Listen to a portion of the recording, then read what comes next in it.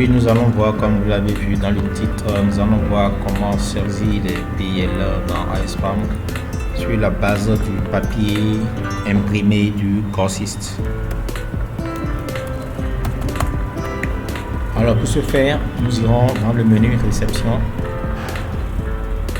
puis dans le volet liste des réceptions de commandes et nous cliquons sur le bouton nouvelle réception. À ce niveau, la première chose à faire, c'est de sélectionner le fournisseur sur lequel vous devez faire votre saisie. Donc moi, je vais prendre juste un exemple.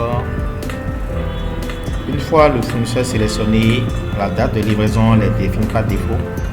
Vous aurez à définir le numéro du bon de livraison. Ce numéro se trouve sur le papier du grossiste. Donc moi je vais mettre juste un exemple.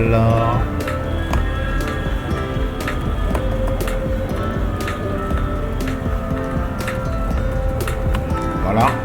Lorsque vous tapez le numéro du bon de livraison, vous allez voir que vous avez maintenant la main pour pouvoir ajouter des choses dans la table qui est en bas. Alors comment ajouter les produits dans la table qui est en bas à l'aide du papier du grossiste? Vous avez deux possibilités.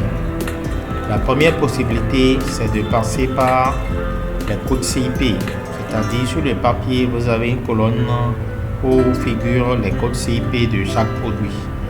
Lorsque vous tapez le code CIP du produit, si le produit existe, ça va faire appel directement à la référence précise du produit, ce qui vous donnera la main pour ajouter le produit. La deuxième possibilité, c'est de taper directement la désignation du produit.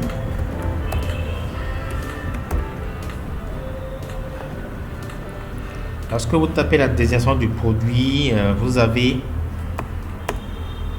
cette table qui vous est proposée dans laquelle vous avez des propositions de nom, c'est-à-dire la table affiche les produits qui contiennent le mot que vous avez tapé.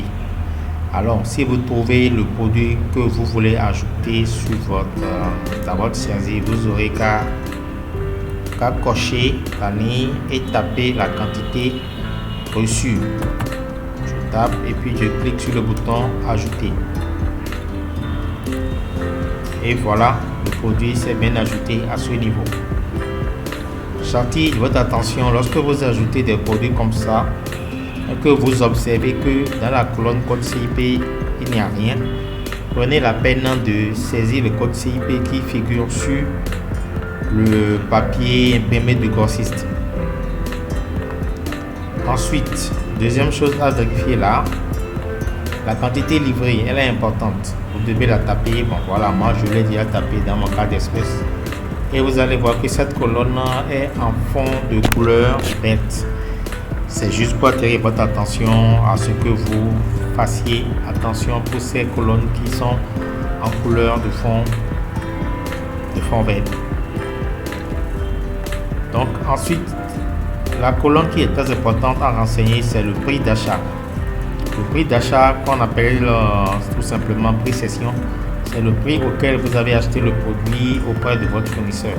Ce prix doit être le même prix qui figure sur le papier d'achat du grossiste.